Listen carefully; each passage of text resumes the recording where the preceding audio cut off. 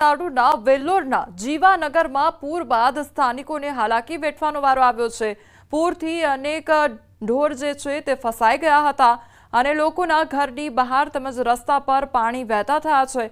ભારે વરસાદ બાદ થોરા પડી અને ઓટેરી તળાવોના કિનારે ગાબડા પડવાથી પૂરની સ્થિતિ સર્જાઈ હતી અને દર વર્ષે પૂરની સમસ્યાથી 300 પરિવાર મુશ્કેલીનો સામનો કરતા હોય છે। જીવાનગરના રહેવાસીઓ ઘર છોડી જઈ રહ્યા છે। રસ્તા પર ગટર જેવા દ્રશ્યો જોવા મળી રહ્યા છે। સુરતથી આઘાતજનક કિસ્સો સામે આવ્યો છે, જ્યાં મોગલ માતાના ભૂઈમાના નામે લોકો સાથે ધર્મના નામે છેતરપિંડી ચાલી રહી હતી। વેલંજા પાસે રહેતા બરવાડિયા પરિવારે પોતાની દીકરીને માત્ર 3 વર્ષની ઉંમરે માતાજીનો અવતાર જાહેર કરી દેવી તરીકે ધૂણતા શીખવ્યું।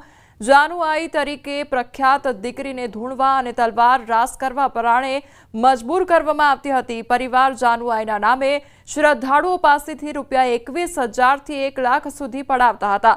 સમગ્ર મામલે વિજ્ઞાન જાથા અને ઉત્તરાયણ પોલીસે સંયુક્ત કાર્યવાહી કરી તમામ છેતરપિંડીનો ખુલાસો કર્યો। ત્યારે જાનુઆઈ ભૂઈમાએ ચોંકાવનારું નિવેદન આપ્યું છે। તેને રડતા રડતા કહ્યું કે મારે ભણવું છે, હવે ધૂણવું નથી। વધુ પૂછપરછ કરતા જાણવા મળ્યું કે માતા પિતા દ્વારા દીકરીને ઢોર માર મારી ઈજાઓ પહોંચાડવામાં આવતી હતી। શ્રદ્ધાળુઓ સાથે રાત્રિના સમયે વિકૃત હરકતોનો ફોટો અને વિડીયો બનાવતા હતા અને સમગ્ર પર્દાફાશ થતા આખરે માતા પિતા જાથા સમક્ષ પગે પડી માફી માંગતા જોવા મળ્યા અને હાલ આ મામલે ઉત્તરાયણ પોલીસે કાયદેસરની કાર્યવાહી હાથ ધરી છે। ભણવું હતું ને? હા, મારે ભણવું. તારે ભણવું તો તને ઉઠાડી મૂકી, બરાબર? એટલે તારી આવી જિંદગીમાં તને નાખી દીધી। મારી દીધી કોને મારી દીધી? મારો બહેન મને આંખમાંથી લોહી કાઢી નાખ્યા હતા। શેના માટે? બસ મેં આ કપડા કાઢી નાખ્યા ને એટલે, અને એમ કે 5-6 લાખ રૂપિયા તો મેં માણસ પાસેથી પડાવી લીધા, બરાબર? પછી પાછી 10 લાખની માંગણી કરી। મારા મમ્મી પપ્પાની લોકો મને કરાવે તો પછી હું શું કરીશ? આજથી જાનું ને કાંઈ પણ દોડવાનું, પધરામણી બધું બંધ, કોઈ જગ્યાએ કોઈ વસ્તુ નહીં। બસ હું શાંતિથી એના દિવાળી પછી એને સ્કૂલમાં બેસાડી દીધી। આજથી જાનુને માતાજી તરીકે બધું બંધ, અને એને જ્યાં ભણવું હશે જે સ્કૂલમાં એ સ્કૂલમાં બેહાતી, પણ અમારી પાસે પૈસાની સગવડ હાહે થઈ।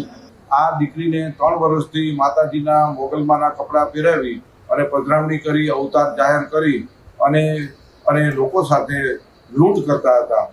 વિજ્ઞાન જાથા પાસે માહિતી આવતા, ખરાઈ કરતા, સત્ય હકીકત જણાય, અનેક લોકોને તેઓએ શોષણ કર્યું હતું। તારીખ 31 ઓક્ટોબરના રોજ સ્ટેચ્યુ ઓફ યુનિટી ખાતે રાષ્ટ્રીય એકતા દિવસનો કાર્યક્રમ યોજાનાર છે, જેના ભાગરૂપે નર્મદા જિલ્લા પોલીસ વિભાગ દ્વારા આતંકવાદી હુમલાની પરિસ્થિતિને ધ્યાનમાં રાખી મોકડ્રીલનું આયોજન કરવામાં આવ્યું છે। राष्ट्रीय एकता दिवस परेड जो आगामी 31 अक्टूबर को होनी है, उसको मद्देनज़र रखते हुए एक आज विशेष मल्टी एजेंसी मॉक ड्रिल कराएगा, जो बहुत बृहद स्तर पर था और सभी विभाग डिस्ट्रिक्ट के इसमें पार्टिसिपेट किए।